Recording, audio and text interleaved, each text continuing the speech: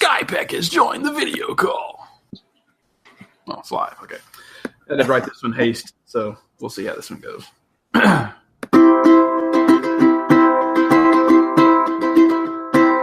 Up on my ears, this time tomorrow. Drive, walk, or run, but this time no sorrow. First stop, Jay and Jack. Next stop, Ramblecast. And I cannot wait to see the expression on the face of my sweet fans.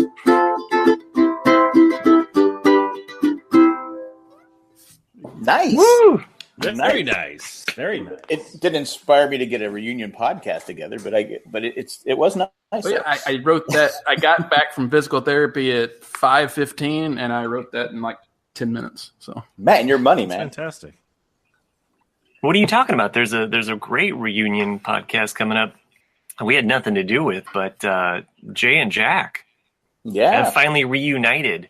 After all this time, and it feels so good. Well, it's in the podcast, but I figured I'd tell you guys this now. Jay had his tripod up, and it's the first time we've actually been in the same room podcasting since I think it was like Warm Taffy's farewell or whatever it was with the married man, and so he took a picture of it, and I think he has both pictures, the one with now and then 10 years ago. But with the tripod, it's funny because I kept looking, as I was talking, I kept looking at the tripod. But there was no camera up there anymore. So finally I dawned on me, I go, oh, that's from doing that YouTube thing. I keep looking at the camera because I'm trained to look now at the camera. And I go, there's literally no one there. Why do I keep looking over there? And then it's funny, Jay started doing it without realizing. And he's like, we're like gesturing towards the camera, but there was no camera there. But it was kind of funny. You had to be there, but it was funny. But it was supposed to only be an hour podcast. I think we talked to Ralph. We have a special guest. Spoiler. And we talked to him for like an hour, so it's going to be all edited and stuff like that. Editing? Wow, that's a new one, huh? Well, not by me. I'm not editing. I'm out. I'm not doing that. No. That's too much. Anywho, so it's been a week. February 4th. Nice. Yeah, February 4th. All right, who's freezing? Who's freezing today? Who's really cold? Sure ain't me. So it just dropped here. The temperature dropped. We were in the high 30s this afternoon, and it's currently 13 degrees, and expected to by morning be at 5. Nice degrees. So yeah, which isn't too bad. I mean, all things considered, if you look at other parts of the country. But I do have heat. I got you. There you go. So Nice. 0 degrees. It was somewhere around -11 at some point today, but that was with the wind chill. It was even lower than that. So -11. Wow. Yeah, we're at 35 right now, and it's supposed to get down to like 18 today. But next Tuesday and Wednesday, it's 71. My sinuses can't handle this weather out here. It's ridiculous. You just don't have. Come on up north, buddy. You can be a fan of your team of the community in which you can live in. Good old New England. So actually, I have a fun heat-related story to share. So Friday night, I had some friends over for dinner. We had a real nice night. Had a good meal. Had a few drinks or whatever. And I went to bed. I fell asleep a little early, which I tend to do after having a few drinks after dinner. And my wife wakes me up in the morning, like 3:00 in the morning, and she's like, "Chris, there's some weird sound. What is that sound?" I'm like, "What are you talking about? It's nothing." And she's like, "No, get up, get out of bed. There's a weird sound coming inside the house from inside the house." So I pop up. Isn't that a movie? Right. So sure enough, there's this really like almost like a real tonal pitch, like humming noise coming from my heating and ventilation system. And I'm like, oh shit. So I go downstairs to the furnace, and sure enough, So we're going to talk about the anatomy of a gas furnace for a quick second. So the gas furnace has a couple of different compartments. So when you turn the gas heat on, the actual gas burners send the flame to the chamber, which heats up the air. After about a few seconds or a minute or so, the blower turns on, which sucks the air from inside the house through your floor panels into the furnace, and then shoots the air back up, heated, to heat your home. Well, that blower seized and was not working at all. So it was like stuck, and that's what the hum was. Meanwhile, my house is being filled with this terrible smell of a burnt motor. Those are always yeah. So luckily it wasn't super cold that night. So it was like 40 degrees or whatever. So I turned off the furnace, and I then spent the next 3 hours researching how the fuck do you fix a furnace blower. So on Saturday I go out and I buy a blower motor, and I get home, it's the wrong one. I have to drive into Rhode Island, which is way over there. That direction. Is it outside of Boston? It's outside of Boston to find the correct blower. So I get back home, and I'm taking apart my furnace. Now here I am scared shitless because I think I'm going to blow my house up, which I wasn't going to. So I removed the housing. I pulled the housing out. I removed the motor. I got the motor out, cut the wires. So I was like, yes, like I did this. This is awesome. And then I put in the second motor, which is the one that actually fit, and I'm sliding everything back together before I connect all the wires. I had to splice wires. I was doing like electrical work and shit. I felt so accomplished. I was like, splicing wires together. I'm like, this is awesome, blah, blah, blah. And I'm sliding that son of a bitch back into the furnace, and all of a sudden, snap.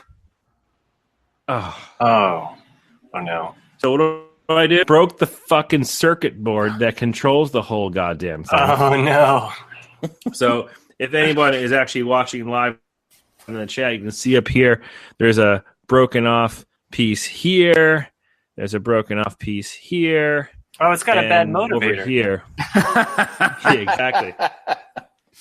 So here I am. I'm like, shit, there's nothing I can do about this. I had to order the part online. It wasn't going to come for a couple of days. And then I came back, and I had to put it all back together again. And I was nervous. I really was. So I actually ended up hiring a guy to come down and just check my work and make sure I wasn't going to blow my house up.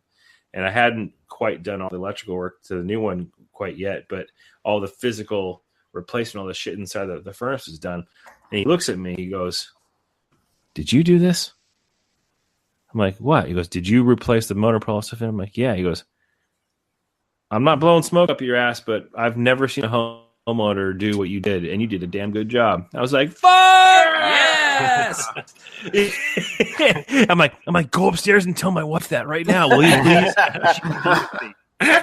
please?" She don't believe me, but yeah. So at the end of the day, I did some pretty damn good work. Was she at any point going, "Can you just hire someone to do it?"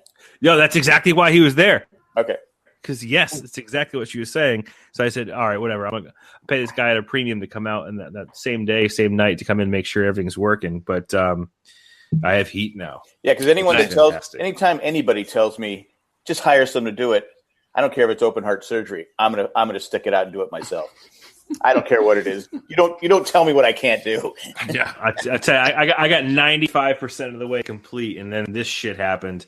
This is my little trophy I'm going to keep for, probably the next 45 minutes until I'm going to throw in the trash. That's nice. We should give it away. I think you could sign that and, mail that out to a listener. Yeah. So maybe if one of the patrons wants this shit, do something stupid, and I'll give it to you. How many people we have in the chat? Let's see.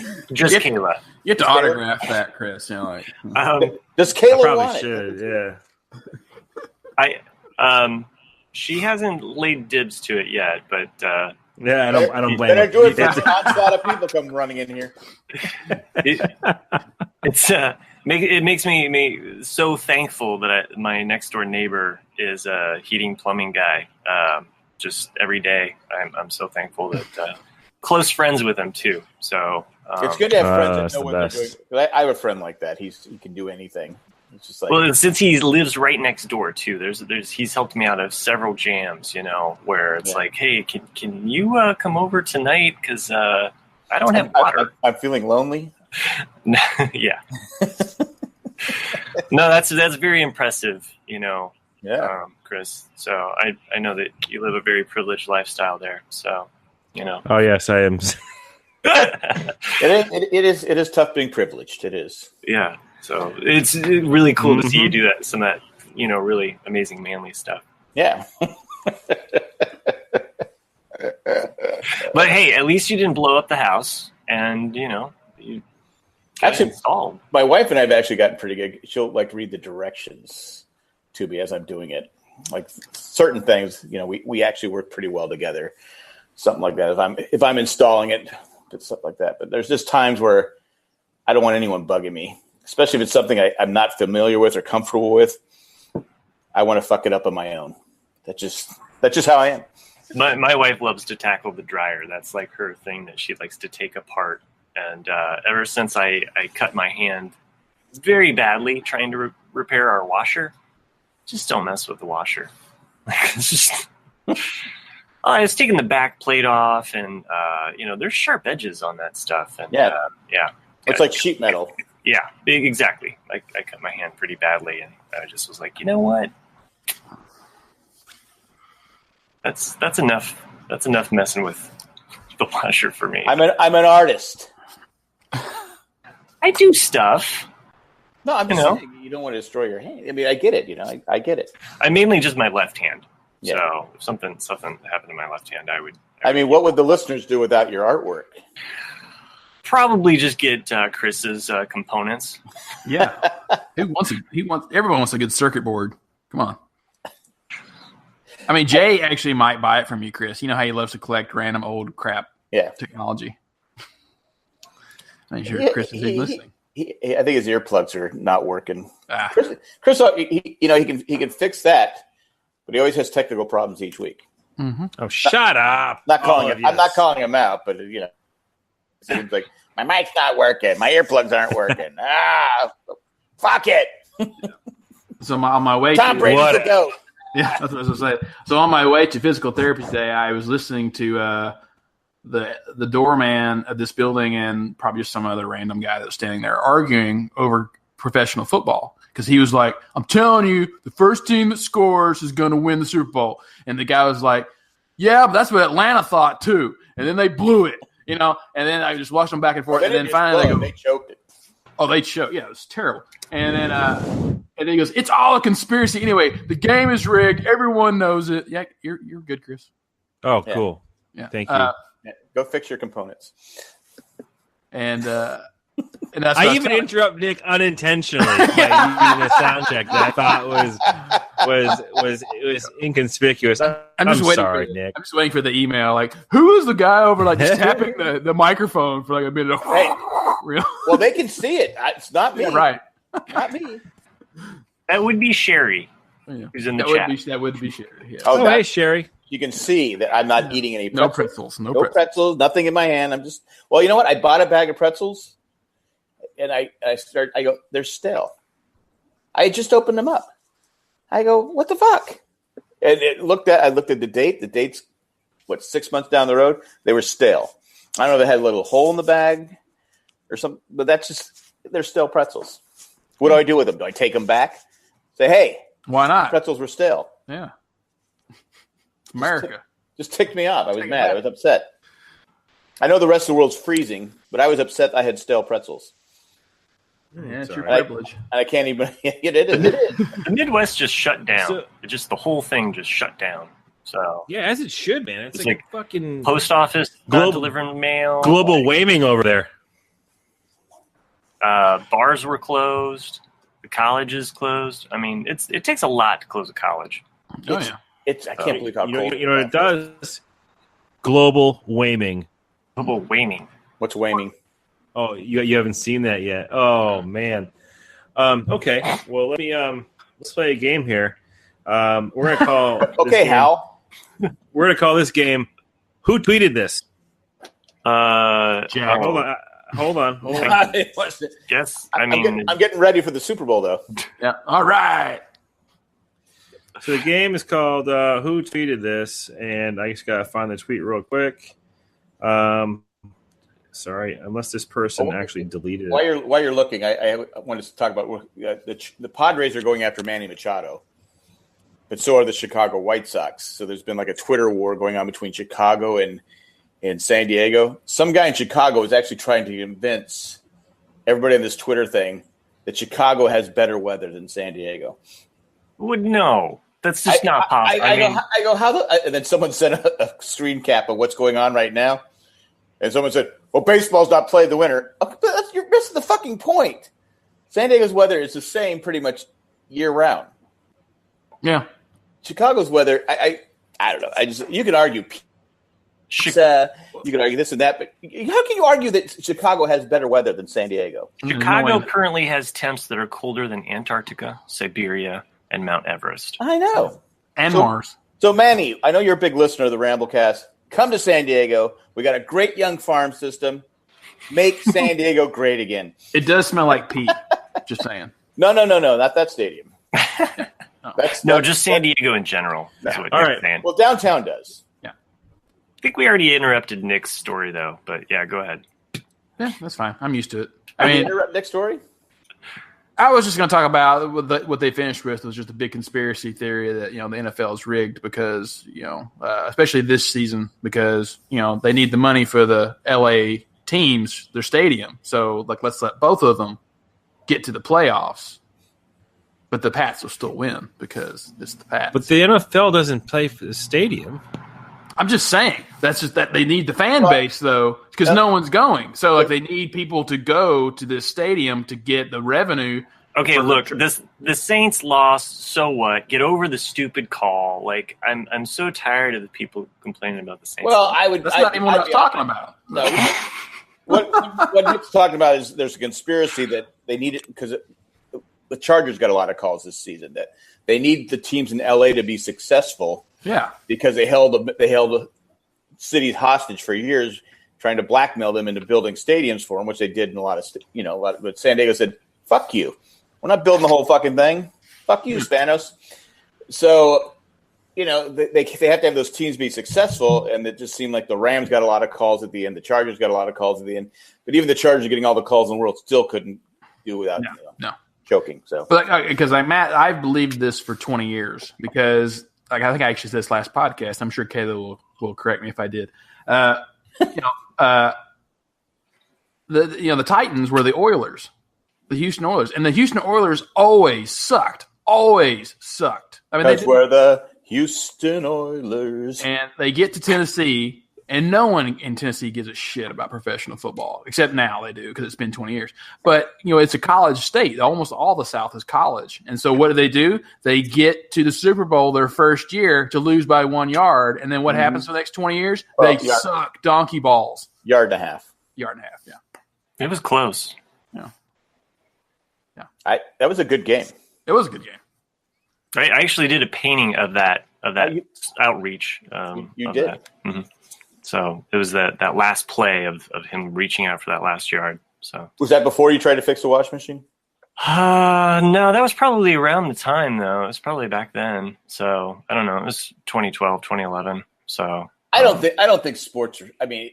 You could have a referee here or there be on the take. It happened in the NBA. Some guy was on the take with some gangsters and stuff like that for point shaving and stuff like that. But I don't know. There's no way that someone like Jerry Jones, who has a yacht that has 2 heliports, doesn't have some referee on the take. I'm just saying, a yacht that has 2 heliports, one's not good enough. You need 2. Well, he's Jerry Jones. Okay, well, I'm just saying, if you can afford that, one heliport holds his ego. Wait, what's it? Snyder for Washington? He has this $100 million yacht. That has a what's those theaters? Big screen. It's got an IMAX theater on it. IMAX theater in it. Wow. Oh wow! I if you have the money, sure. $100 million just for a yacht. I don't know. So hey, we have year after year after year. I think we've got a Ramblecast first happening right now. Not the first time people have drank or played a drinking game to our show, but live in the chat, we've got Kayla and and Sherry, who are drinking together remotely.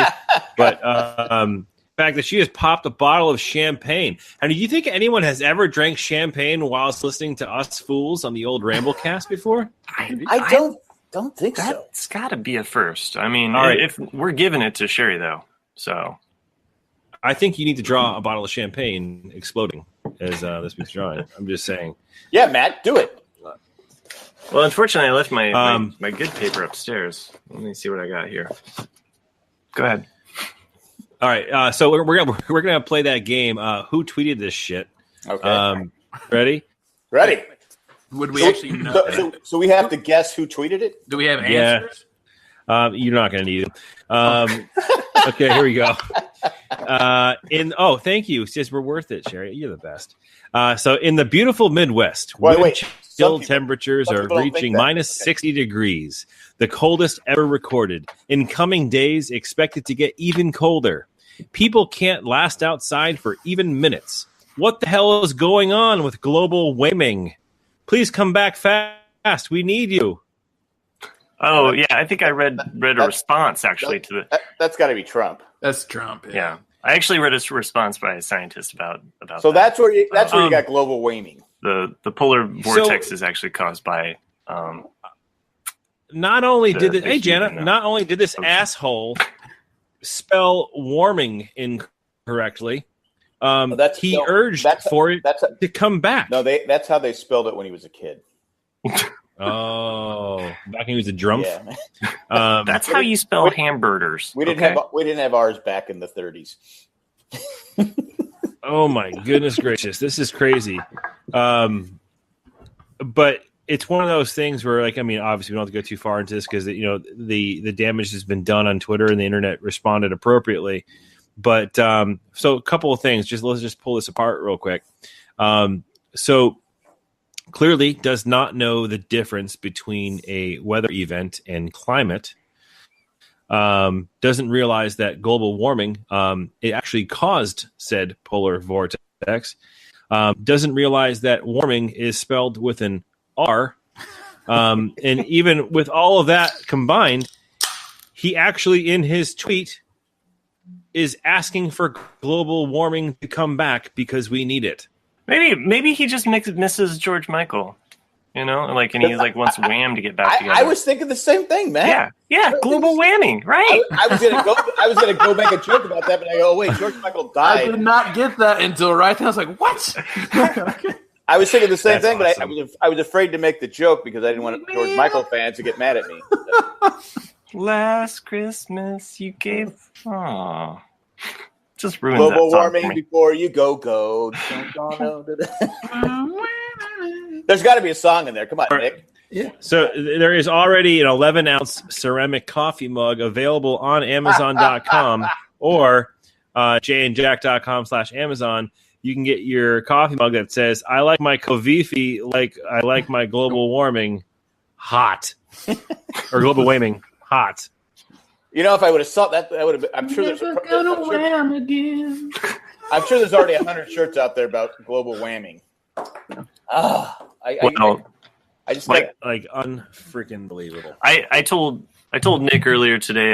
It mentioned something in the Owen and Bruce message here, but it is getting hot in here, so I'm going to take off all my clothes. Oh, I did give you guys a shout out on Jay and Jack's new podcast. Oh, nice. Oh, yeah. Well, I mean, we're anticipating this trailer. The trailer in the name of episode 9 should be coming out soon, sometime. They've already announced it will not be at the Super Bowl, though. Oh, okay. What? Right. Yeah. I've heard as late as April is when we should expect the trailer. So when there is a new trailer, expect Chris, Nick, and I to get back together into the barbecue and grill up some. Get the band back together. Hey, speaking of Super Bowl commercials, do you like the fact that they released some of them early? No, they should be a surprise. That's I think the only reason for people to watch. I think it's bullshit. I know why they do it, to get extra free publicity. Yeah. And then I just found out today that Maroon 5 is the halftime show. I was like, didn't they just do it like a few years ago? I was like, might as well add Coldplay in there too, and we can have a snooze fest. They were struggling to get people to do it. Yeah. I would have gone with Nick. Just guy in his ukulele playing 30 seconds of each song. You know, like Ramblecast version song. That's all you get. You just get the first verse of every song. That's it. Sorry, guys, tapped out. Man, he's not even playing his best ones. He's holding out. Yeah. Look at the. I got one bottle rocket off to my right for the pyro section. you could have a wardrobe malfunction too. That would work, wouldn't it? If you really want to make it good. God, that'd be hilarious. Like, I mean, it wouldn't have to be me, just anybody. Like, just some random guy off the street comes in, like he's got just a bar stool there in the middle of the 50-yard line, looking at a ukulele. Just, hey, what's up, guys? I think most people. My name's Nick. I'll be playing Maroon 5 covers on my ukulele here.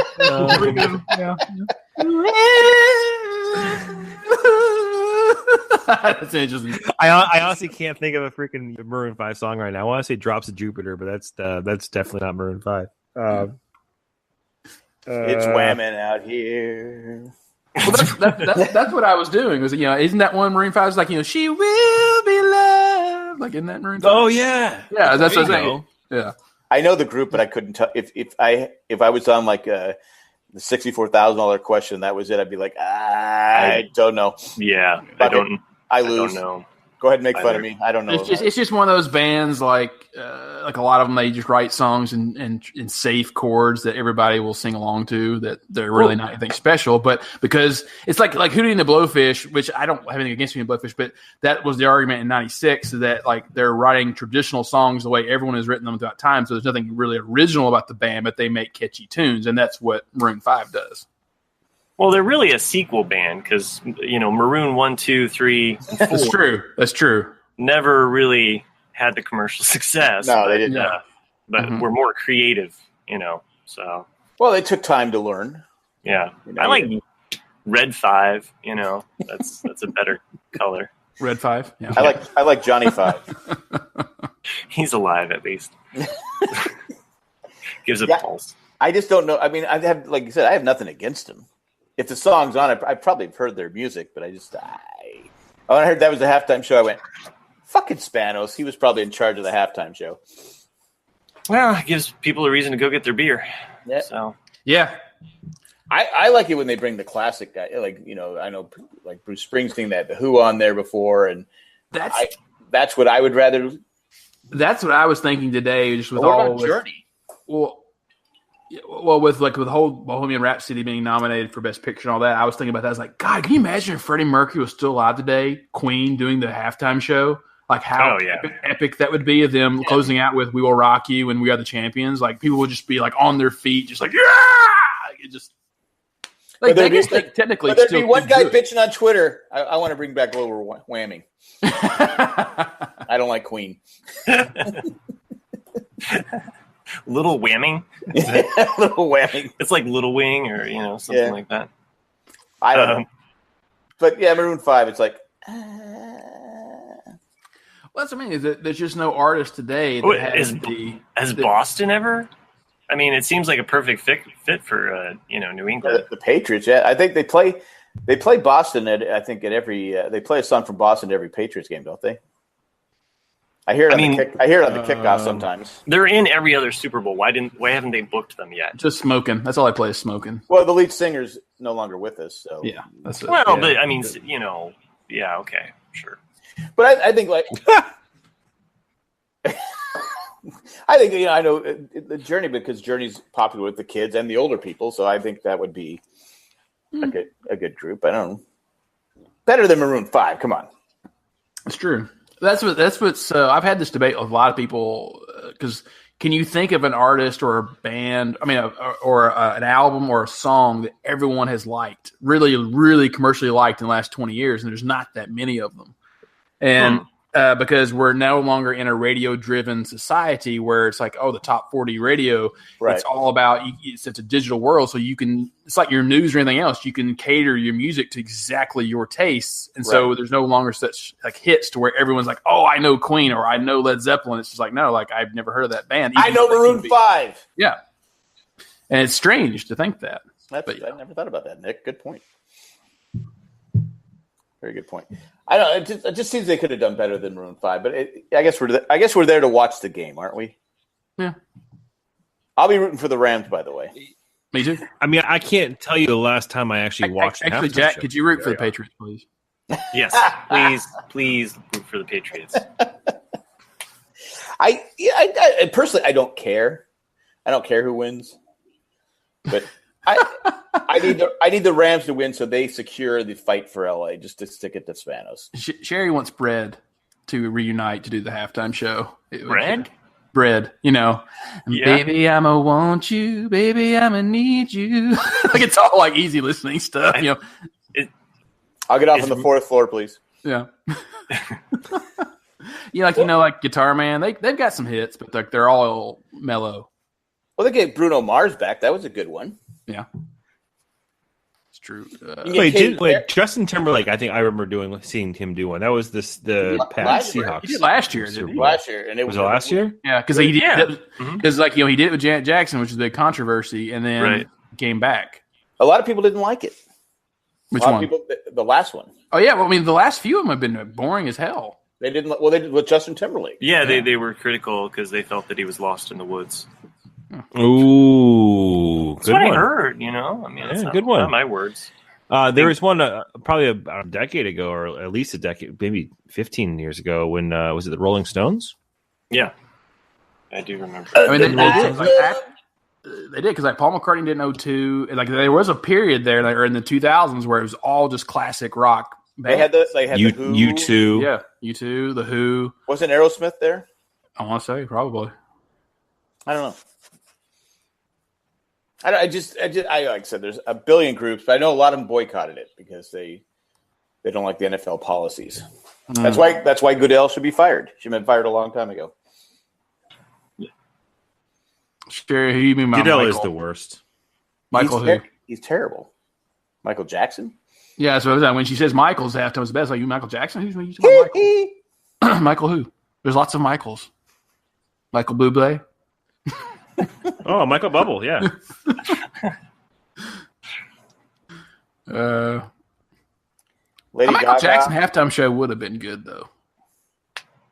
A Michael Jackson halftime show? I think it would have been entertaining. Because that's really what I think. I think of Michael Jackson as an entertainer, not really as a musician, because he wasn't a musician. He didn't write many songs. But he was a great artist, but just not like a musician.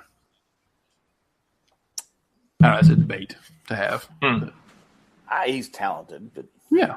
I mean, even Quincy Jones, though, he knocked him in an article like a year ago, talking about how like he was a bit of an asshole.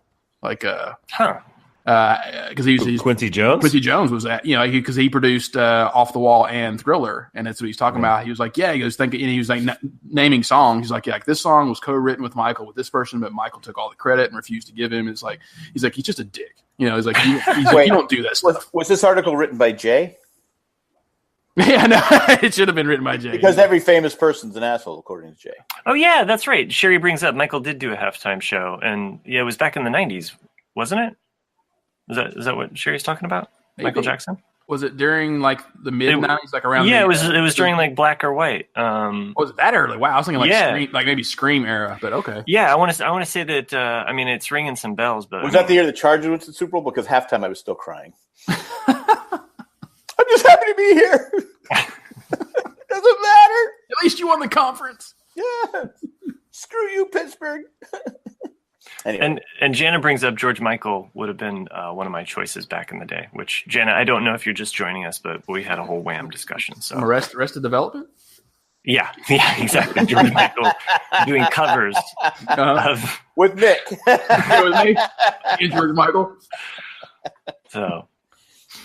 Yeah, no. Sherry brings up early 90s. So there's a whole Wikipedia article about.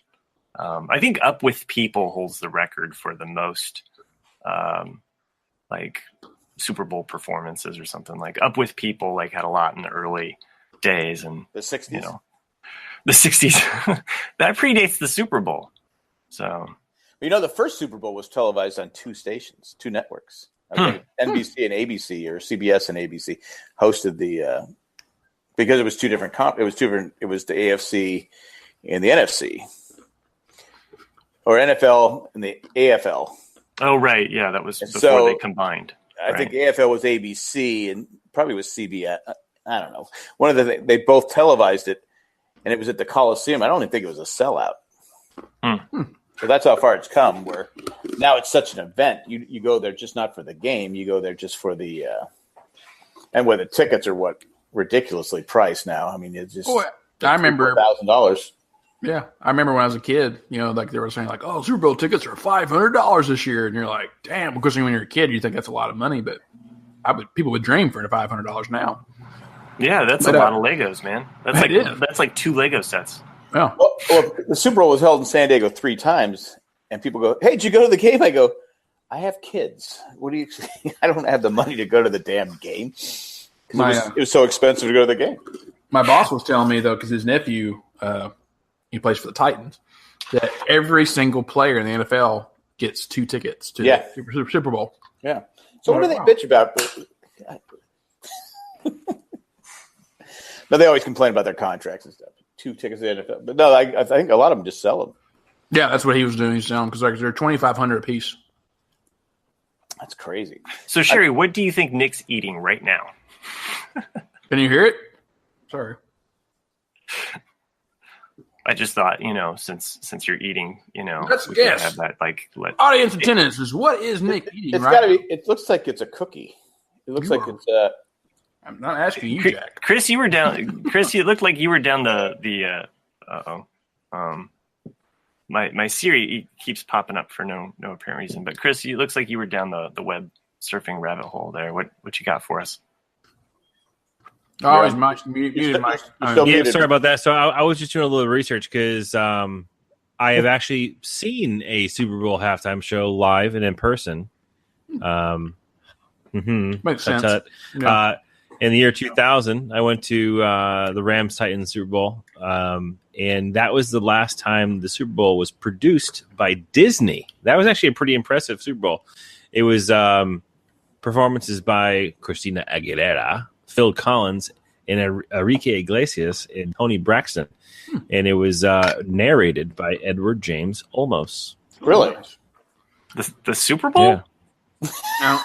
Yeah. So it was like a 10-minute concert version of the Millennium Celebration with elements of the reflection of Earth and tapestry of nations. Wow. Huh. I don't remember any of it. I was drunk. I think you were drinking that Disney beer, huh? Mm-hmm. I think if the Pats go to the Super Bowl one more time, the halftime show needs to be young, drunk Boston man beats up elderly man. Cashews. Hey! No, it was not me. No, you cannot spread these rumors. I did not assault somebody. I got assaulted by a missed punch to the guy to my right who should have been hit, and he did. The guy was 90, and you guys teamed up and beat him up. That's okay. You don't have to defend yourself. Chris is getting more mad that you would be like spreading these lies about him. It's not true. Nobody's listening. Nobody hears it. It's a joke. Actually, I think I'm not sure. I'd watch more if EJO provided. Yeah, Edward James Olmos. Oh, right. Edward James Olmos. It made me think. I was like, ELO would be a good halftime. Yeah, that's what I had first read when Treast had posted that. I think it's the receiver that can't catch the ball. His hands are stoned. Yeah, man. Exactly. I mean, they're back. They're touring now, so it would have been a nice move to see ELO because they are a classic band that doesn't get enough credit, and it would have been a kick-ass halftime show. Really tired of Nick bashing on Titans Oilers. Sorry, Janice, but it's just the truth. We are the Titans, a mighty, mighty Titans. I'm not saying I hate the Titans. I'm just pointing out that they lost it in the Super Bowl. And that the Oilers are. Yeah, I was right above that last play. How do you remember? Just kidding. How do you know? You were drunk. Yeah, I was. I had a chance for one. But I had tickets lined up for it. It was Warm Taffy and myself. The Chargers were in the AFC Championship game. I think it was the Raiders. Whatever it was, the game was in Detroit. We had tickets lined up. We had plane tickets. We had a hotel. When the Chargers lost, we said, fuck it. We're not going. I'll go to another Super Bowl. What am I, almost 90? Never been to a Super Bowl. Still should have went to the fucking Super Bowl. Well, we all have our regrets, you know. So I regret doing this podcast a lot, but that's okay. Jeez. Stop messaging us, though. I mean, like, we've got other things we could be doing, you know. We just hey, someone's got to be the bad guy when you guys want to record. Oh man, he's making us work. We're just gonna get insulted. That's okay. We gotta pull Chris out of beating up this old guy. Well, you know, who are you talking to, old guy? Yeah, you're tough, huh? When you gotta get your teeth pulled out. You know how to stop Chris from beating up some old guy? Just throw Google in front of him, so he can do research on stuff. Because you know we lose Chris every episode for about 10, 15 minutes. That's then he brings back some facts, though. Yeah. So that's what Nick should talk, though. That's what Nick should talk. I should have a story prepared. Yeah. Whenever he freezes up, like just a good 3-minute rant. I think he's actually frozen right now, guys. I think he is. Like he got some of that Hoth weather. I don't think. Yeah, exactly. He's whamming. I like it, Darcy. Nick playing the ukulele while Chris beats up an old guy. I like it. That's the halftime show right there. It's just like a Spanish-style ukulele where I'm just like violently strumming. Just I don't know. Just something where it's just building the tension. And then Chris afterwards says, "I don't remember anything. I was drunk." Yeah, I was drunk. Ah! And the old guy is played by Clint Eastwood. I'm not going to let Chris beat up Clint Eastwood. I'm going to step in. I like Chris. Clint Eastwood is not going to let Chris beat up. You guys hear? So there's some kind of like some rumor going around about Clint Eastwood, with Mick Jagger's ex. You know. By the way, Mick Jagger's ex is like 23 and he's like 70 something. So that's like crazy. I thought Clint Eastwood was married. Yeah, I think it's just click fodder bait. So. Okay. Yeah. Oh, look, there's that guy from Providence. He's back. He's shaking his head. He knows what we said about him. Oh, no, I don't have anything said about me. But well, you have to listen to the podcast. Yeah. There was, I don't know if you guys saw it. I saw it. I thought it was hilarious. One of our listeners happened to be in Boston and stopped in at Chris's place of work. Yeah. But Chris was not there. I was in Providence. And he was in Providence. Wait, I know the truth of this. Chris was hiding in the back. No, so from time to time, I do have to travel back and forth between a couple different locations, and I happen to not be my normal place when she arrived, which is for shame. That would be really cool. Yeah. But I just love that you owned up to it because it was so hilarious, and then your response was like, "I was in Providence." I couldn't make it up. That's exactly what happened. But no, that was cool. Angela, next time we'll meet up. We'll get a coffee. We'll get a coffee. Yeah, well, that's what I do. I'm known for getting. Like even today, when if it were colder, but tomorrow it would be like 7 degrees. And I'm at work. I'm known for getting iced coffee. It's just you're the coffee guy. It's what we do in New England. We're assholes. We drink iced coffee in sub-freezing temperatures. Well, I mean, I think right now in the Midwest, every coffee will be iced coffee. Hi-yo. Hey, so I had a quick story update I wanted to share. Throwing back here, probably a bunch of episodes ago, Nick, remember our whole Tostitos Salsa Verde conversation, which brings back my. So, truth be told, now that could be a good halftime show. Ever since that conversation, I had this problem where every time I walk into a store, I don't normally buy chips and those types of snacks. It's not something I go grocery shopping for. But real-time confession. I legitimately walk down the aisle of the chips every time I go to the store with the shred of hope that I'm going to be there on the day they have like a release of like a limited edition Salsa Rio Dorito. Yeah. And it never happens. That's the life, man. It never happens. It never, ever happens. So I emailed them. Oh, yes. Nice. And so my original message I sent to him said, hello, PepsiCo and Team Dorito. I would love nothing more than if you could bring back the best flavor of all time. Mm-hmm. I need Salsa Rio in my life. Please tell me that Jay Leno didn't lie to me as a child. I crunched all I could, but you didn't make more. Please bring them back. And I got a response within I love it. A bit. It says, "Hi, Chris. Thank you for writing. We hear you.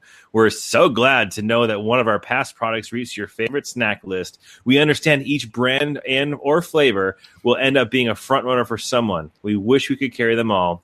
Regrettably, some snacks must be discontinued in order to make room for new ideas and the ever-changing market demand." Bullshit. We will gladly note your interest as a loyal fan of Doritos Salsa Rio, and will share your request to bring it back with the brand team. Thanks again for reaching out to us. I'm mailing a coupon to you and hope that one of our other snacks will satisfy your taste buds. How much was the coupon for, by the way? Dude, I don't know. I don't even remember giving my address, so I think they're full of shit. Can I translate that email for you? Yeah, go fuck yourself. Fuck you, Chris. It's just a fucking chip. We haven't made those chips in 25 years. Get a fucking life, dude. Chip just for you? Fucking asshole. Oh, man. An old man. I figured, hey, why not? I mean, I guess it's worth a shot. We'll see what happens. Dear Chris, are you a millennial? Because you seem to be all about you. Yeah, exactly. Exactly. But it's true though. Like I've said that, like on episodes. Like if you write in, sometimes they will fucking do it. And it's like Colleen had never had the Planters cheese balls until I brought it up on the podcast. Jay got some, and now she's addicted to them. And so I have. They came back on Amazon again about 2 weeks ago for $2 a can. So I got another shipment of them. So I'm good for a while now. I got. They have a whole case in their pantry, and I've babysat their kids a few times, and not once have I said, "Hey, go ahead and get a can for yourself." Hey, not once. You know what? Once. I've met Jay and Colleen, and I'll just say that Colleen's been addicted to one cheese ball for a long time. Hello. I don't want that cheese ball, but you think once they'd say, "Hey, thanks for coming over here and watching our kids. You gave them a bath. You do all this different stuff. You put them in bed. Hey, here's some Planters cheese balls. Here's a pack. Here's a little container of them. A 4-ounce container of Planters cheese balls." That's what if they really piss you off at some point, Jack, just be like, "Hey, I want to watch the kids," and go in there and eat every can of cheese balls and drink everything of Ecto Cooler, high C Ecto Coolers of Jay's. And I don't want Jay to have a stroke. That's what I mean. What? Ecto Cooler. I wouldn't do that. But the cheese balls, maybe I could do is poke a hole in it, and they'd all be stale. Oh, that's even crueler. Kind of like my French fries, like my not French fries. Your pretzels. My pretzels. I can no longer eat because Sherry complained about it. I did hear your glass in that drink. Oh, did you? So I'm writing a response back to Tina. Tina, fuck you. Well, I mean, yeah, and that's what I was about to say too. Is that I sometimes because there's definitely some chips that I can't get out here, like just regular Fritos barbecue. They're not in California, but there's other things we have because I know like every time I see Doritos taco, I think of Jack because Jack can't get them, and Jack loves taco. Can't get them out here. Yeah, once in a blue moon. And then there's other stuff too, like you can get out here that's like, oh, that's really good.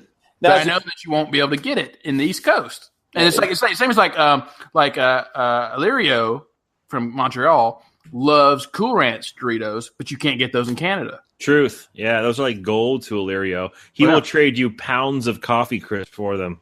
Trust me. I would trade him ketchup chips. There you go. Or Cool Ranch Doritos. I'm not a big Cool Ranch Dorito fan. I mean, I'll eat them, but they're not like my favorite. They're not my favorite. So I responded to Tina. I said, hold on, where the hell is it?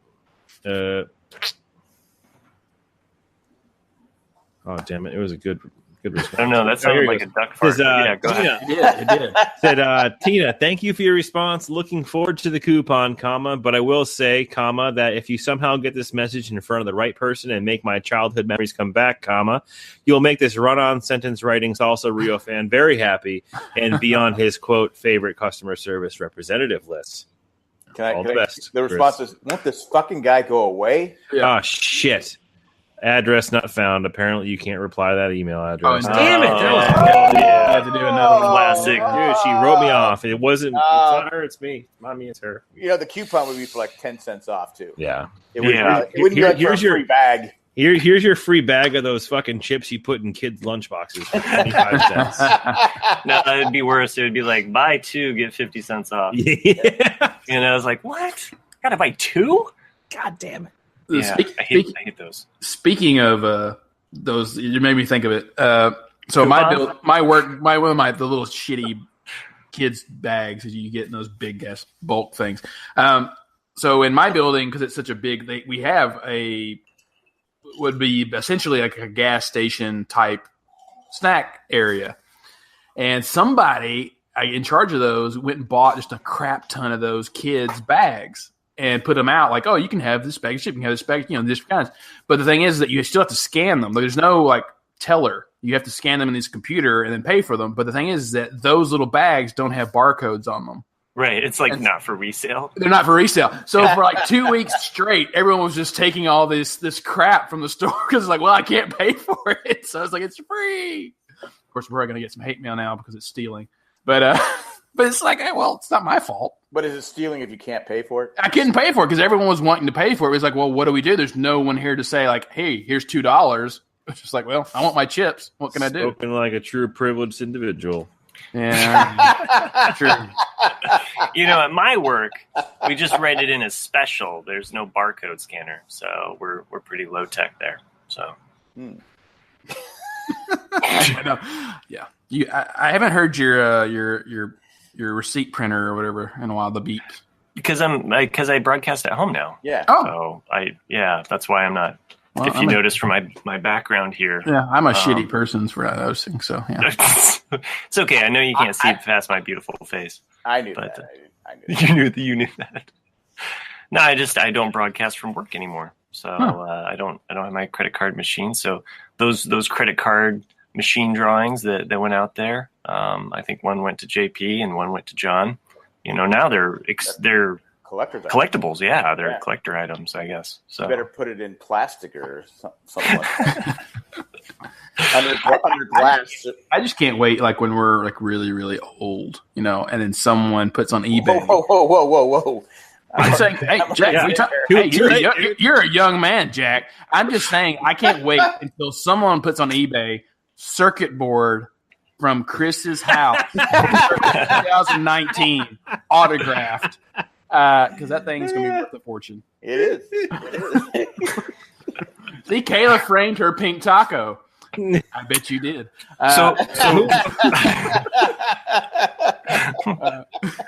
for all of those in the chat that are joining us, Chris has a circuit board from his heater. He'd be glad to mail that to you. But you're paying for shipping. This thing's going to cost a fortune. It's worth so much money. You can't just put a stamp on it. No, if someone actually wants this, I would be glad to send it to them. Wait, hold off. You give them the circuit board and the coupon for the chips. No.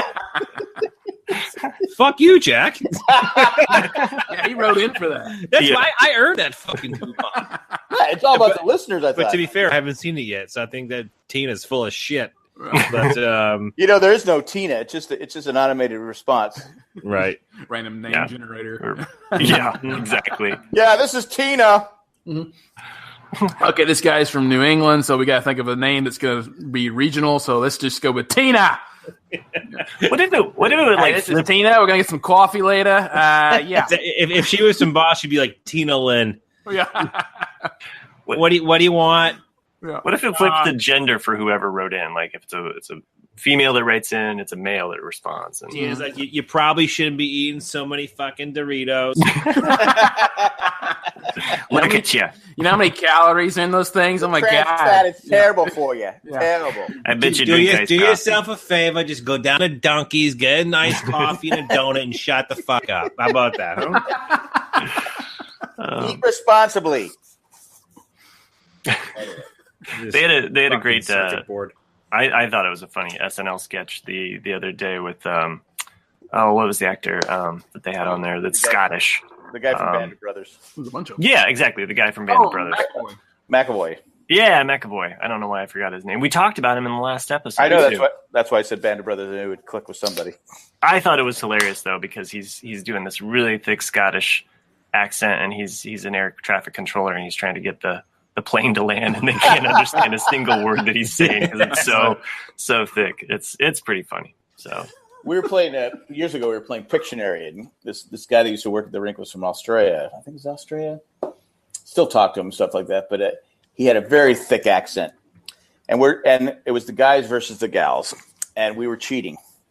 He's literally telling us the answer, but we didn't know what he was fucking talking about. It was nose job, and we kept saying blow job.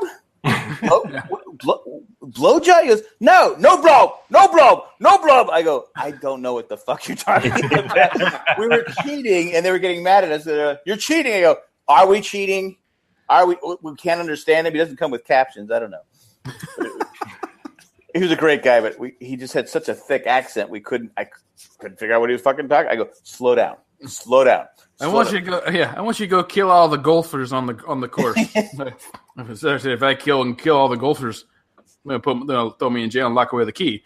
I said, golfers, not golfers. Fucking limey bastard. So this is a throwback. I think I mentioned this on a show a few weeks ago, but I posted this on my Facebook back in December. But is a post that said someone just said that if you want to say Spice Girls in a Scottish accent, just say Space Ghettos in an American accent. I've been doing it and laughing for 5 minutes now. Space Ghettos. Space Ghettos. Exactly. I died when I read that when you posted. I died for laughing forever about that. It's the Space Ghettos. Space Ghettos. Space Ghettos.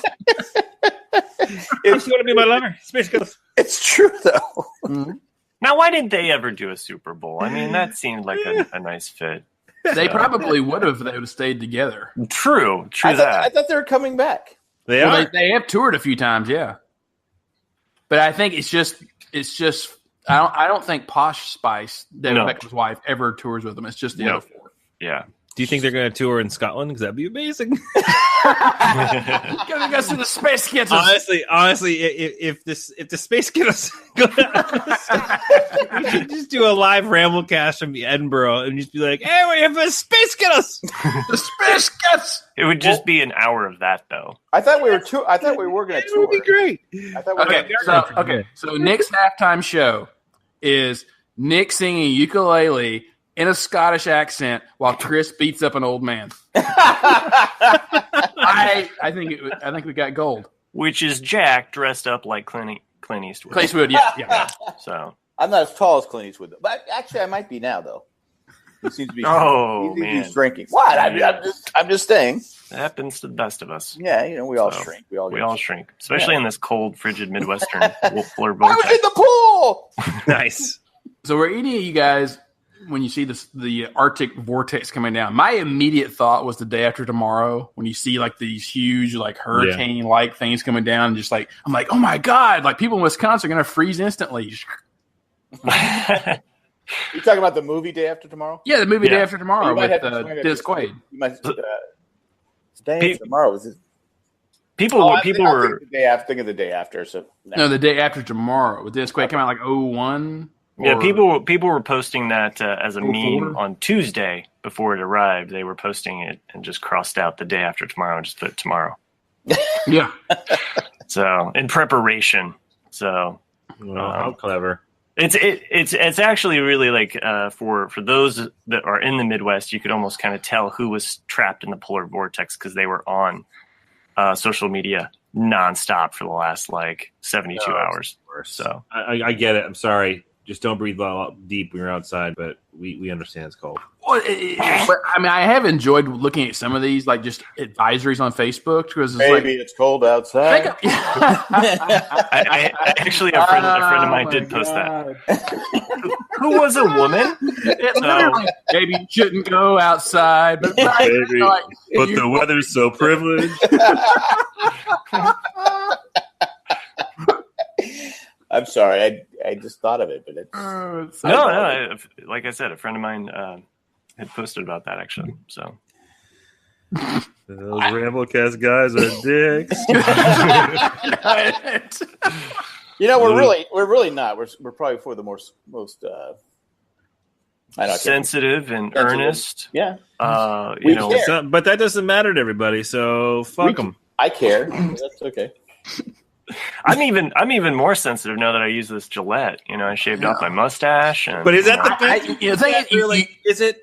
You did it too soon, Matt, because now you're all gonna be chafed from the cold. I know, right? I was really regretting that. So I was like, man, I should have kept it on just a couple more months longer. No regrets, dude. No regrets. There's a Twitter feed I follow. What's it called? Darwin Awards. And there's one where this lady's trying to capture a cat with like a chair or something. She has some kind of thing that she's trying to capture this cat. The cat jumps all over the place and attacks her. I've been trying to copy it to send it to you, Matt. It cracks me up every time I see it. He's trying to capture the cat, and the cat just bounces all over the place and then attacks her from behind. Ah! I don't know if that brings back bad memories. Yeah, no, it's fine. I just was having flash forwards to like someday in the far, far, far, far future when I die. There's going to be a bunch of people on social media that'll be like, remember when Matt was attacked by a cat? Oh, that's the best. That's what you'll be remembered for, right? That's pretty much, yeah. I'll tell you, though, that is one of the finest moments of Ramblecast lore is when you sign on and you look like Hannibal fucking Lecter with shit on your face. And I look, and it was just like, I tried for that brief moment of like composure. And I was just like, it would have been better if you guys just started recording immediately. Yeah. I was thinking, we have to address this. Yes. I was thinking Chinatown myself. Jack Nicholson in Chinatown. I totally would have taken Jack Nicholson from Chinatown. But it was rough. Yeah, Matt. So we're concerned for your safety. We have to get hit by a bus or a truck come fly through, or were you at a football game with Chris and he thought you were old? What happened? A cat attacked me. I still have a lot of Flashbacks? just what's that? Flashbacks.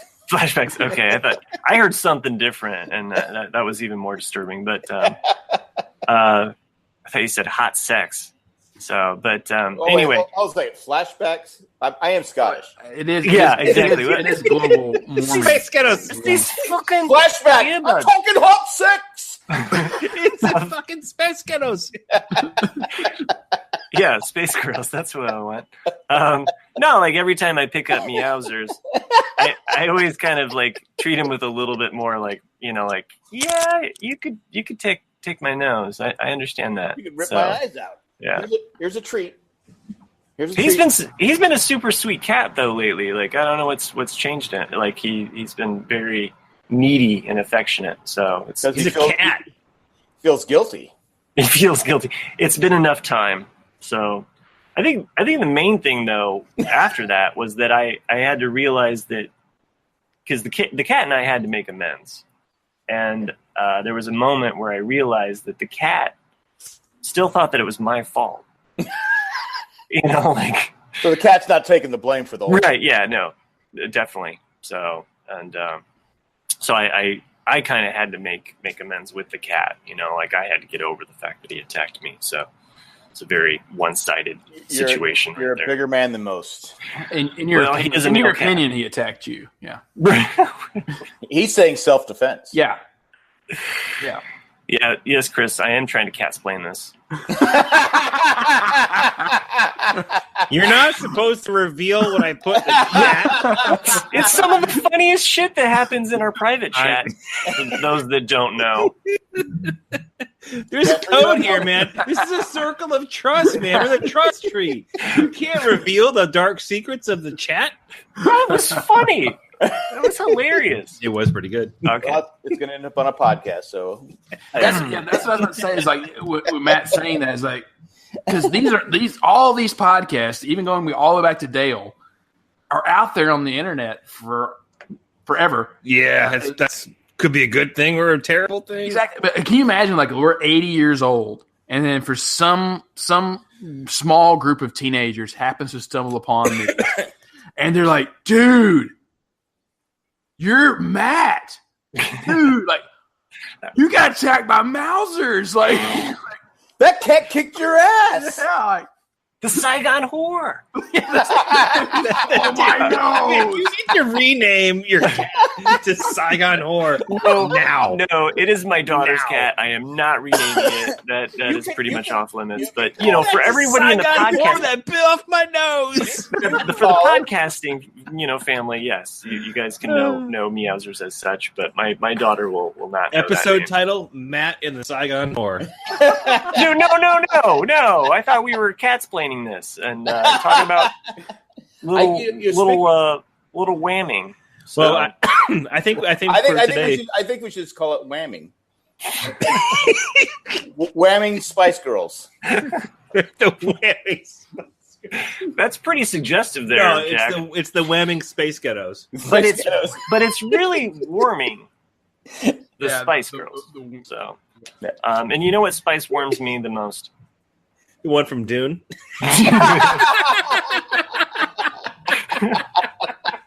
You got me there. Yeah, it is the spice melange. It gives me the best. Put that on my chili. So it's right after the cumin goes in. Oh man, there's something in my seltzer tonight. Oh, what's going on?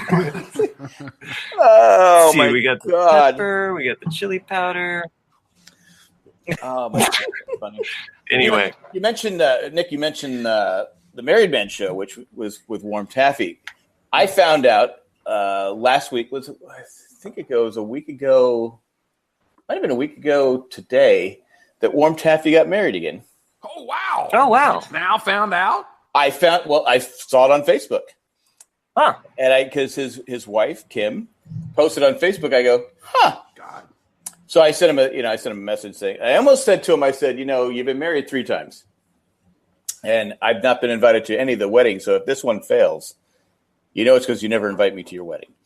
But I didn't say that. I said, hey, congratulations, stuff like that. But I didn't even know you got married. I would have sent him a box of shit and been like, "It's a fucking present." Is this his 3rd wedding? Yeah. He claims he's one divorce, one pot of coffee, and a coffee table away from becoming Matt Foley. I was Trace divorced. Yeah, I said he's happy, so it's good. But and Kimmy's great. I've met them.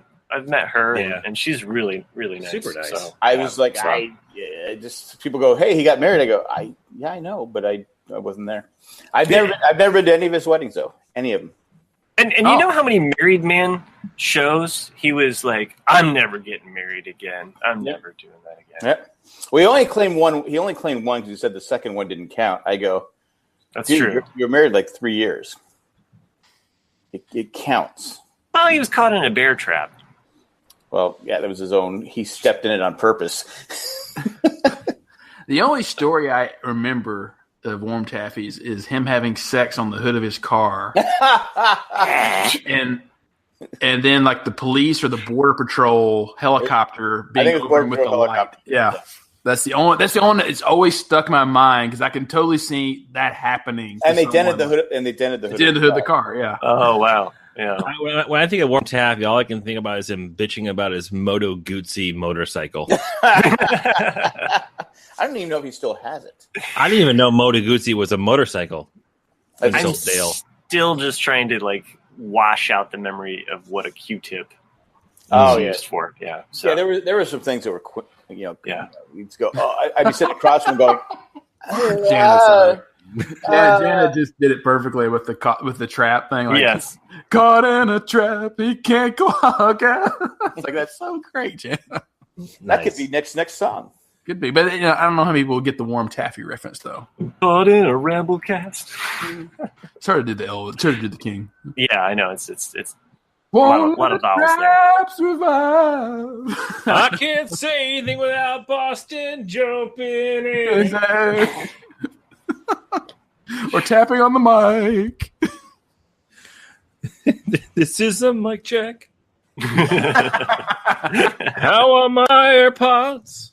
I can't believe I broke this board.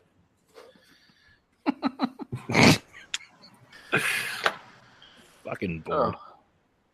Oh, Kayla just called it out. She said, bye, Jack. And I'm like, is Kayla leaving? But no, Jack left us. So Oh, did he? Oh, he did. He froze. Yeah, we He's didn't. back now. But I got believe temporarily kicked out. I do believe that that is one of the stipulations in which you have to drink in the Ramblecast drinking game is if one of us gets booted from the show. And that was I. Well, you're guaranteed at least 3 or 4 drinks from me. And actually, I think there's another one. I think every time you interrupt me is another drink. Mm-hmm. As long and you have to chug for any time I sing. And we're not responsible for anyone gets alcohol poisoning. Yeah. Please, just want to make that clear. Drink responsibly. Please. Well, Janet, don't feel bad. You're out of wine. I'm out of beer. So, and I'm drinking from my Leia cup tonight. So, well, Janet's out of wine. Yeah. I lost the chat. Where did man? Well, I did get a review. Does anyone want to hear the review? Yeah. Okay. So I'm glad that we got one. We hadn't had one in a while. And you know how you had to have at least 4 reviews to get the stars to be the rating to be put up on the feed. So now is that what it is? Yeah, because we had 3 reviews for forever, and then we got our 4. So now we're a 5-star rated podcast. Oh, sick! We're like a nice restaurant where you can get a pork chop. Yeah, we've got beds and a jacuzzi. Said no one ever for the pork chop. Great choice of cups and koozies. Exactly. So okay, this is from Gottman. So I assume it's from Dave Gott. Maybe. Listening to the RCAD is always a good time. From the first notes of the ukulele introduction, you are transported into a slightly odd world of 4 dudes who offer their opinions on sports, TV, movies, music, and anything else that pops into their heads. It is never quite certain where the discussion may end up or how long the podcast will run. Their freewheeling style makes the podcast unpredictable and entertaining. Highly recommend. Warning, though. This podcast may be unsuitable for anyone that likes Dean Spanos. That's outstanding. Thanks, Gott. Appreciate the review, man. That's awesome. I hope that's Spanos. I hope that's from David Gott. I have more than just a drawing for David Gott. Whoa. Uh-huh. Okay. Does Mausers know? Shit just got weird. Shit just got weird. Does the Saigon Horror know? I have a lot more for David Gott. Wait till you see what I got in store for Mr. Just open up the box. No, if it is David though, David Gott, I've been working on a commission piece from him. He commissioned me last summer. I haven't told you guys about this. Okay. Yeah. Well, now that you've gotten that far, you might as well finish it. Yeah, I know. I need to finish the painting. So yeah, he commissioned you for some artwork last summer? Yes, he did. Dude, sweet turnaround time, Matt. Thanks. Actually, I put on the final touches. Definitely be there done by 20. No, he was very patient with me. He knew I was trying to get it done before my classes started, and then classes started, and it tends to be a very busy time for me when I'm teaching and also running a business. You did have the nose injury, so that's related. No, that was way before. That was in the spring. What are you painting? I am painting. Brian. You keep looking up, so why don't you spin the camera around? I don't know if I can reach it to get to that point. So because I'm tethered quite a bit here. So let me see if I can do this here real quick. For everyone listening, this is my basement here. Off in the distance there, can you see it? I don't know. Where is it at? What are we looking for? Let's see. Where is it at? There's definitely paintings. I just don't. Yeah, there are some paintings over there. Let's see. Where am I at here? That's not it. Oh, it's the one to the right there of that's kind of football play. I know it's hard to see with the yellow. Yeah, with the yellow. So it's kind of to the right of my. Jim McMahon, Walter Payton. No. So Jack, you had mentioned Brian's song the other day. Yeah. So yeah. So Brian. I still cry when I hear it. I'm sorry. So it's Brian Piccolo. So well, that's very cool. So 2 Chicago Bear players. So it's James Caan. Yeah, I painted James Caan. Okay. No, I didn't paint James Caan. So, but anyway, I wish I could get a better. Williams. No, it's not Billy D. Williams. No, Billy D. Williams played Gale Sayers. Lando. Yeah, no. What did you say? I said Lando. So anyway, David Guy has commissioned me for that, and I actually was putting the final touches on it over my winter break, and waiting for it to dry so that I could get it shipped out to him. So now when you're doing a painting, I interrupt you, but I thought you were Nick for a second. When you're doing a painting, you can actually stop and do another painting, even if you haven't finished that painting. Yeah, well, it's best if I'm painting a couple paintings at the same time, so that really? Yeah. So actually, the other painting that was next to it as I was showing you, I have some skiers that are kind of dealing with some global warming issues. Global warming. Yeah, global whamming issues there. It's the skier painting. If I wasn't tethered to my internet, I would walk over there with my. Now the my skiers laptop. are they skiing on rocks? No, they're skiing on snow. It's just there's just a lot of red and warm colors in the skier painting. But typically, if I'm working on a painting where it's a little bit more focused and I get so far into the painting, it's nice to have a second painting that I can jump into and I can be a little bit more free with. It gets me warmed up, and so then I can jump in and do a little bit more refinement work on the piece that I'm trying to finish up. So. Now, most artists, are you typical of an artist, or do most artists do one painting at a time, or they just do like? No artist is the same. We're all like snowflakes, Okay. We're really sensitive and we melt. Because I would have guessed that you finish a painting and then you move on to your next creative design. Yeah, no, it's a lot more organic than that. So you're kind of working on a couple different things at the same time. So while I was working on that painting, I had a second painting going so that I would, like I said, just experiment. I could be a little bit more free and kind of warm up on one and then move to the other one. But over winter break, I was finishing up David's painting there for him, and I went with more fall colors because after he had seen my Super Bowl paintings and actually had commissioned me for these two players specifically, because after I did the Super Bowl paintings back in 2012, I got really tired of painting grass green. So it's like it dominates like the whole like image. There's just a lot of green, and it gets kind of, I don't know, it just gets kind of repetitive. And so, well, to be fair, Chicago in the wintertime, the grass isn't green. Yeah, sometimes it's brown. white. It's like brown. Well, for his, it's kind of this burnt sienna color. It's kind of a red, almost like a like a Chinese orange or what have you. But it's but for his though, I wanted the colors to be more autumn colors. So I started off with yellows, reds, orange and browns to kind of symbolize like fall, because that's one of the things about football that I love is like when fall rolls around and there's something about that crispness in the air and being like, yeah, it's time to watch some football. It's Sunday, and I don't know. So I don't know. I don't have a team, so I don't know. Yeah, I know you don't know what that feeling's Unless like you're anymore. A Cowboys fan.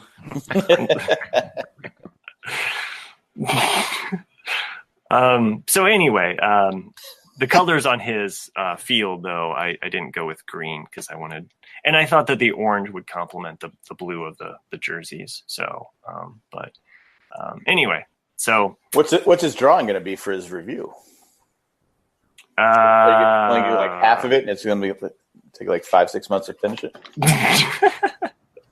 A thank you card.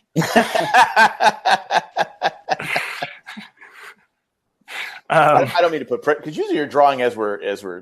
I know, and I had been doodling for the most of the night. I just wasn't really happy with a lot of my doodles tonight. Sorry, guys. I was doodling. I usually have a couple things going. I was trying to work on a champagne bottle, but that just kept falling apart. Sorry, Sherry. So Sherry doesn't get her champagne bottle. No, sorry, you don't get your champagne bottle. So I was working on that specifically, but they just. I'm not even going to show those. So, but I did show off a moon piece from the last week's show, which we didn't have a giveaway for. I don't mind passing that along to a listener. That's when you posted on the Patreon page? Yes, I did. So it was this one of the moon, and then I also had this cool spirally one, which is a little bit more abstract. So because sometimes I just doodle while we draw. I doodle while we podcast. Sorry. Doodle while we draw.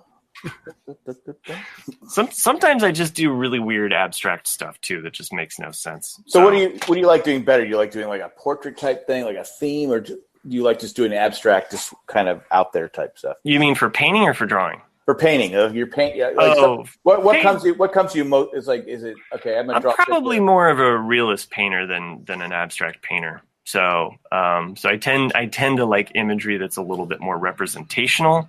But within the realm of realism, I'm not a photorealist. I tend to leave things somewhat loose, not necessarily unfinished, but just not completely rendered in a completely photorealistic manner. Because if you want a photo, just shoot a photo and there you go.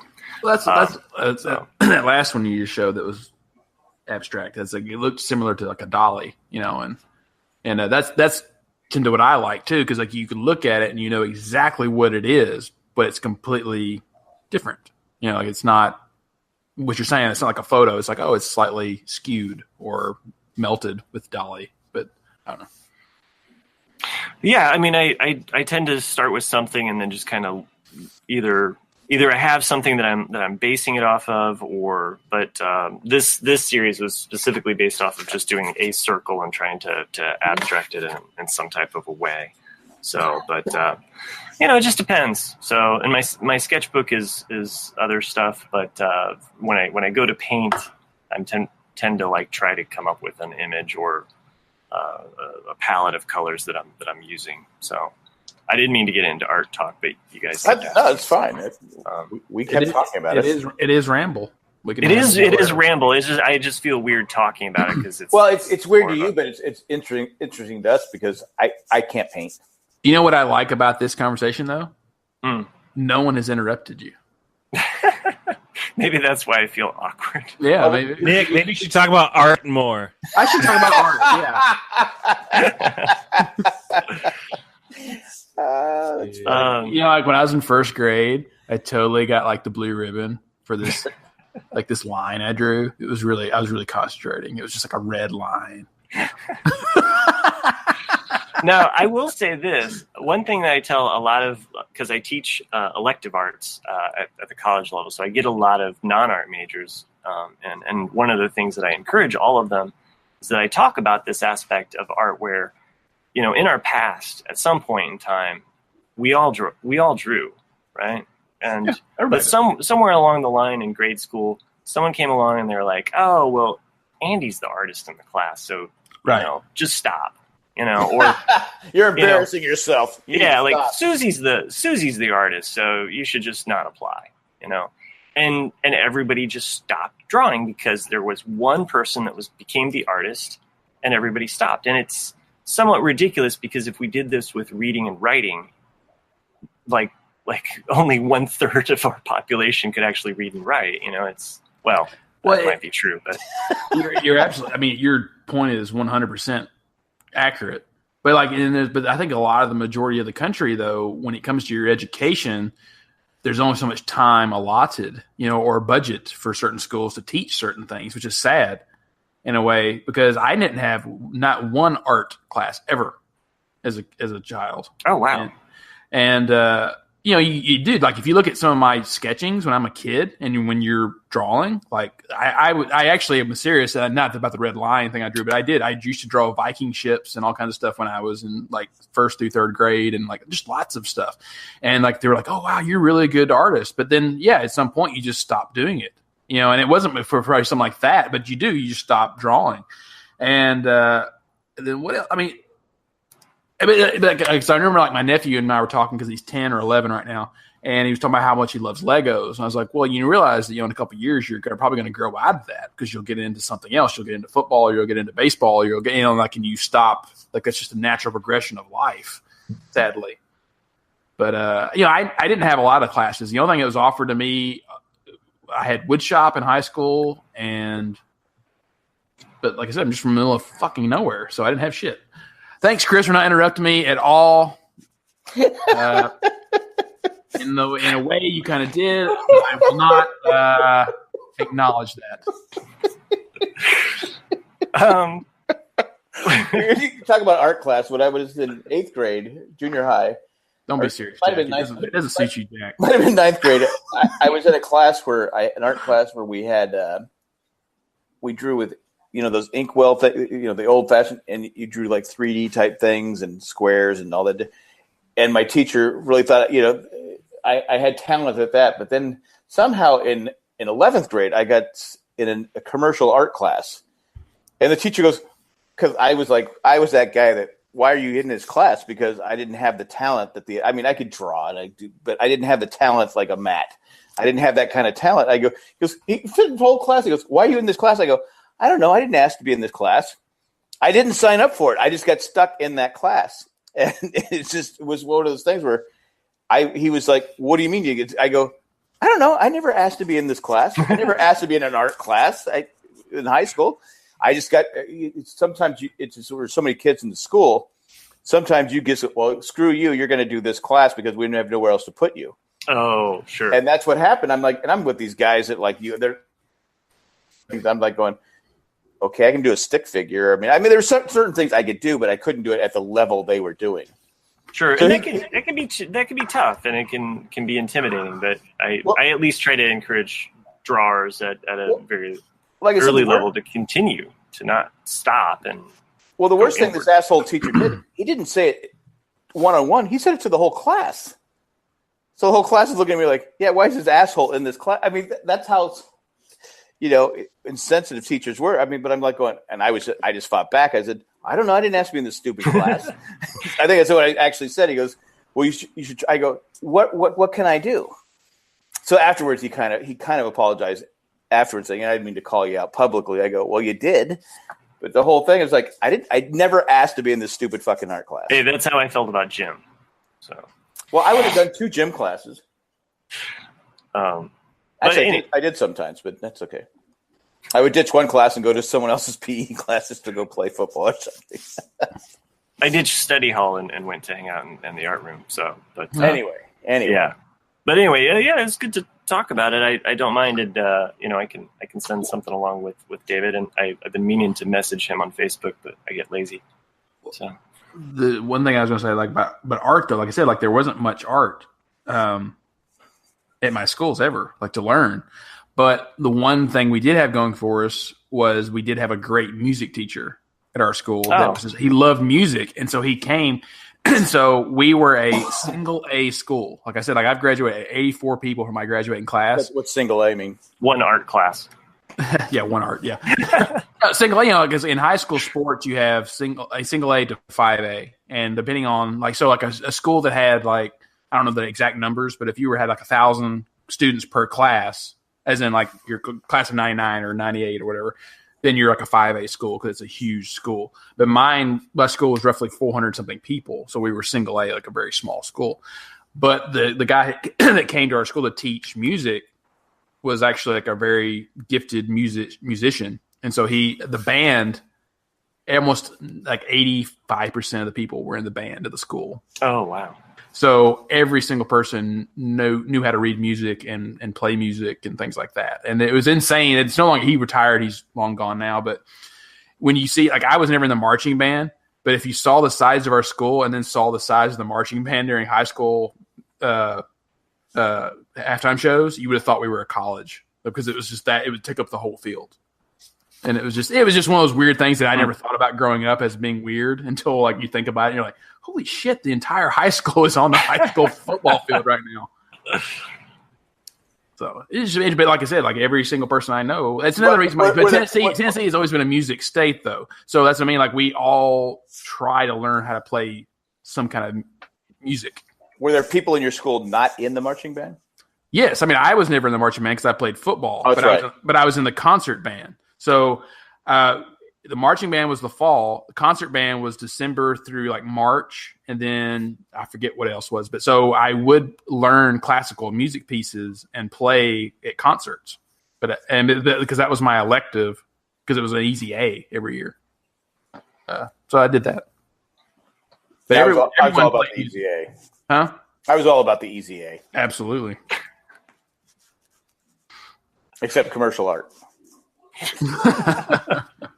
We got an email from Joanne with a plan. You guys ready? Yep. Yeah.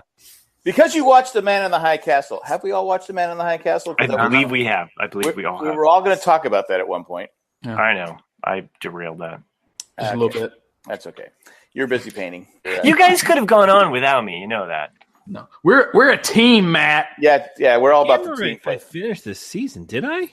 Yeah, you did. You were like done like way ahead of like you and Jack. Like I actually have forgotten how this is that long. Yeah. I said when Matt finished 7 months later, I go, I can't talk about this. I don't remember it. Yeah. Well, minor spoilers then for Man in the High Castle then.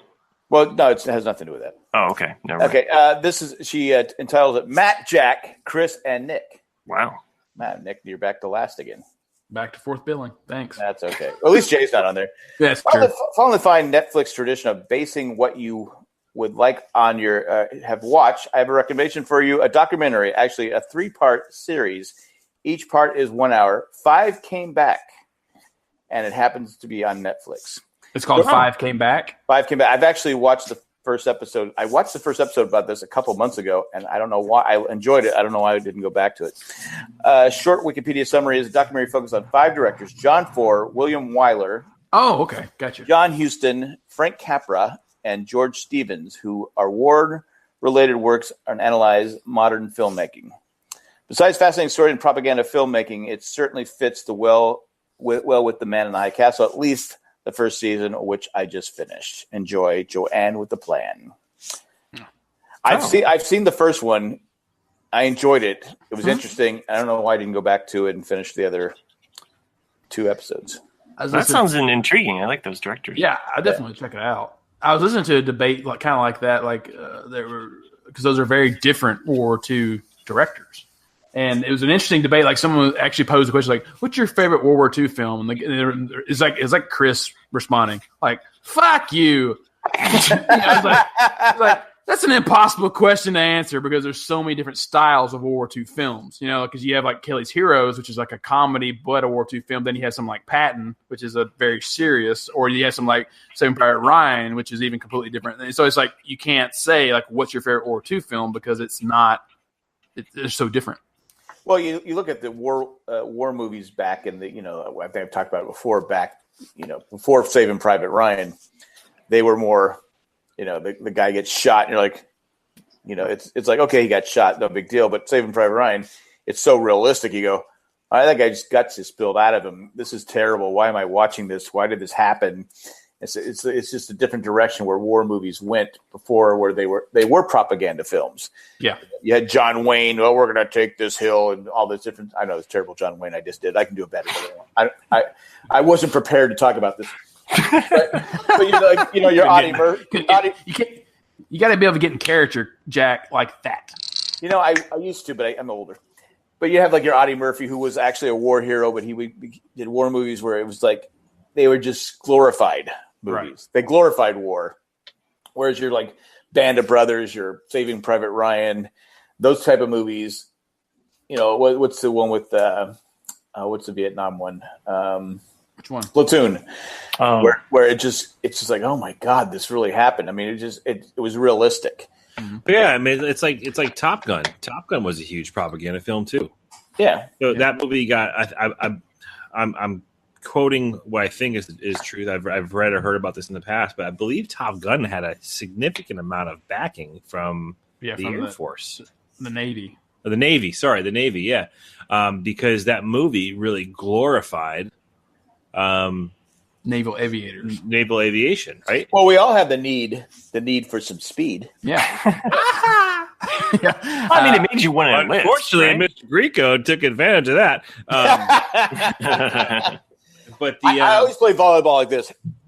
Yeah. But the thing is, though, is like if you think about it, because I think Platoon and Top Gun came out relatively around the same time frame, 86, yeah, and that was like a big contrasting release because Platoon was if anything again like the exact opposite of what the armed forces would have wanted to have seen in the theaters.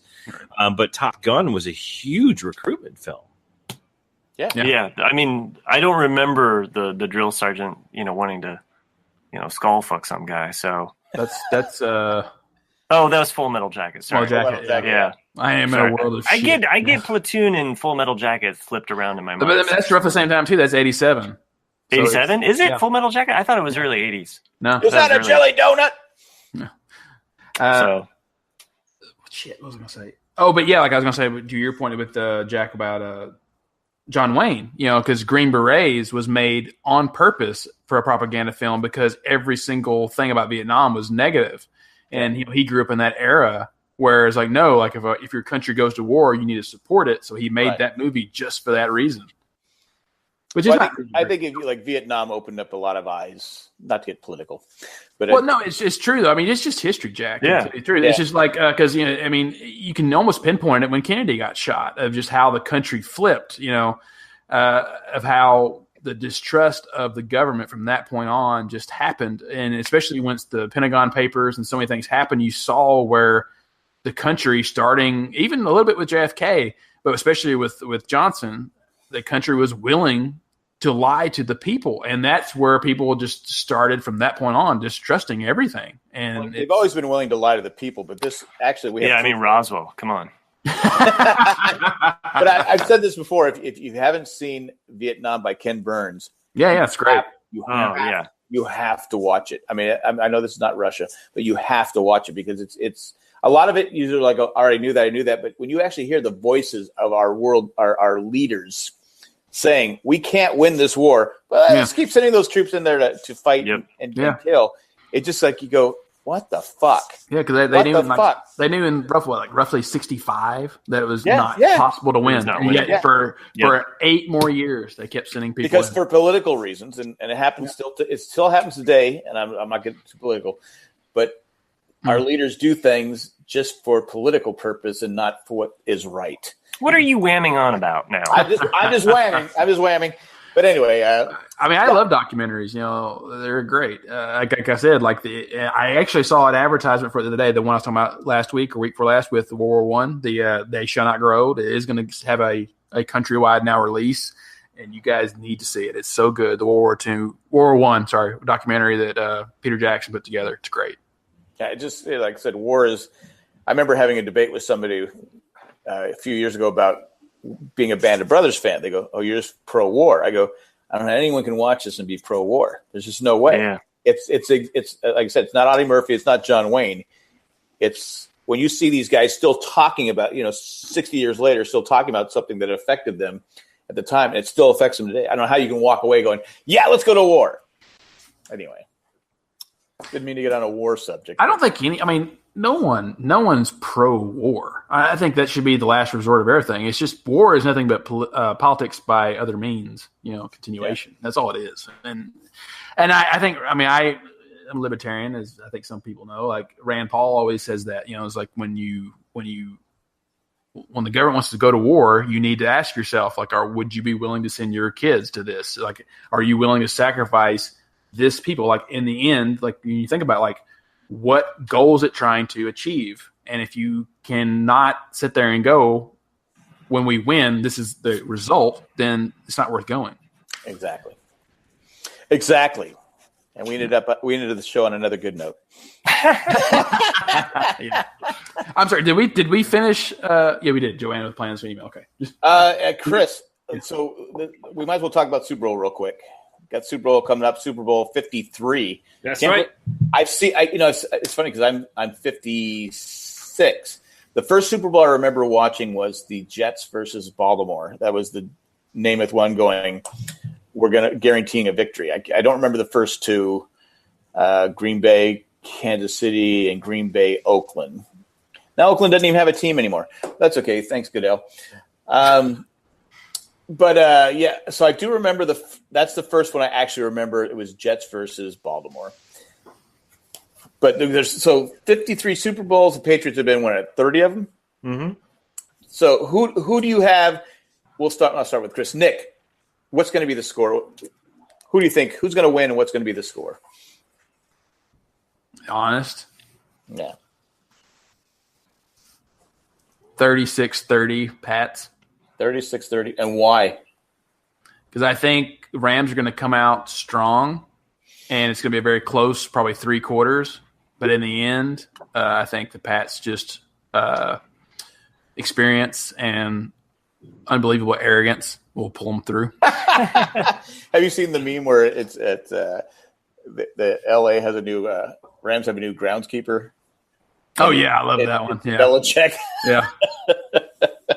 Yeah, I mean, I'm rooting for the Rams to win all the way. I'm just being realistic. I think the Pats will win. All right, so we got Nick. I'm writing these down on my Jay and Jack paper. You're breaking out some fancy old, paper.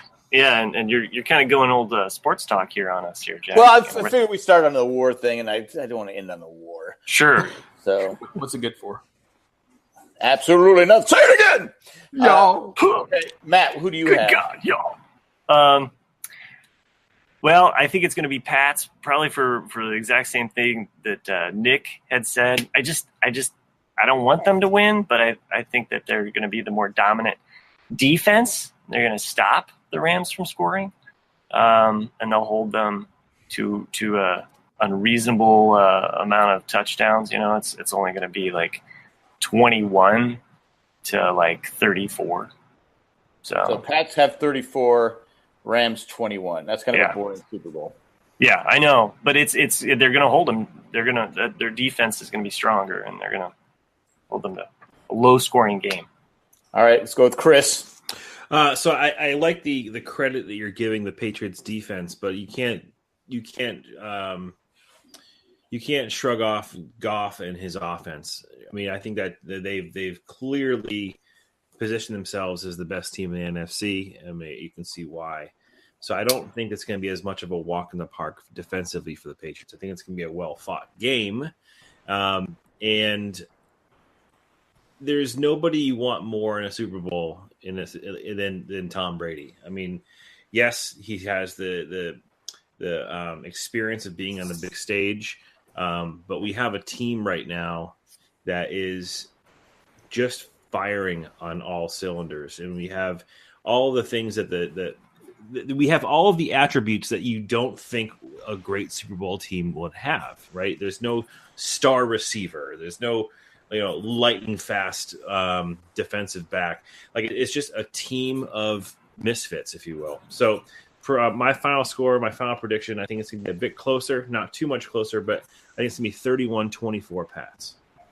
Okay. Yeah. I'm going to go, I'll be the lone guy that goes out on the limb here. I think it's going to be, because what Belichick does is he takes away the best player on the team. And what he did against the Chargers, he took away Phillip Rivers. He just made Phillip Rivers, he gave Phillip Rivers no time to throw. So, and to think and stuff like that. So, and against Kansas City, for the first half, they took away Mahomes. They took away the whole offense of Kansas City. The whole first half, Kansas City didn't score. He took the soul of that team away. Yeah. It's just what he does. But you look at the Rams. Now, the Rams have two really good running backs with Gurley and C.J. Anderson right now. They have a great offensive line. But the thing that the Rams have that the Patriots have trouble with, and they saw it with the two Super Bowls against. They got the Spice Girls against the Giants. Why the Giants beat the Pats twice is they were able to get to Brady. It wasn't Eli Manning who got the. No, that's true. It was they were able to put pressure on Brady and not have him and disrupt this flow of the game. I think the Rams have a really good front. Defensive front, and they're good in the trenches, and I think that they can win the game. I think it's going to be close. I think it's going to be 26 Rams, 22 Pats. I don't even want to put that score. Even lower. That Pats. I'm sorry, Rams will win the game. And I just think that the Rams were able to go into New Orleans, and after first 10 minutes of just playing like shit, they settled. They did that fake punt. Settled down. Yeah, that was brilliant. And also, what helps too is what hurt the AFC teams always. You have to play the Pats differently. You have to think outside the box. You have to be willing to take chances, because Belichick will take chances, and Sean McVay is not afraid to take chances. And I think that helps them playing the Pats. Well, he's got someone to make sure he's not jumping onto the field. He's got his spotter to swipe him away from the sidelines. That's true. But like Nick said, too, the NFL needs the Rams to be successful in LA.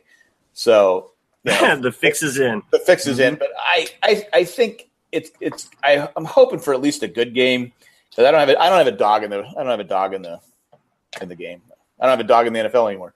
But when you tune into the Super Bowl, you don't want to see that blowout where the team wins 50-0. That sucks. Yeah, that sucks. You want to see a close game, maybe come down to the end where Tennessee is almost there, a yard and a half shy. I'm kidding, of course, but no, they should have won anyway. But I'm going to take the Rams 26-22, and there you go. I'll be the lone person going against the favored. The Pats still favored, but 2.5. Well, I mean, 3 of the 4 of us are rooting for the Rams. So,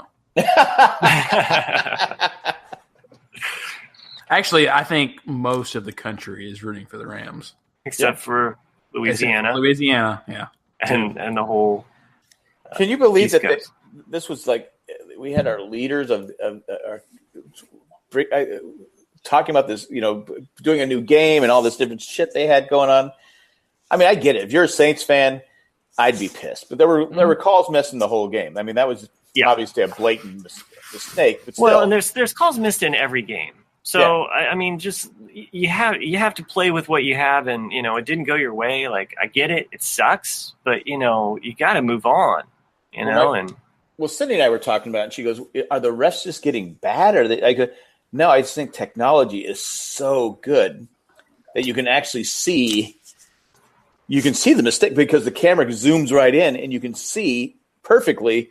Why didn't they see that? Well, the ref doesn't have that ability to zoom in. I mean, I didn't ref at that level, but I refed all the way up to college, and there were times, you were blind, you couldn't see, you didn't see it.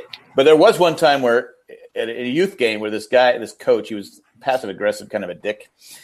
He never yelled at you, but he was passive aggressive, and he thought his son got tripped. And he goes, he's like, oh no! I go, I didn't see. There's no trip. I didn't see a trip.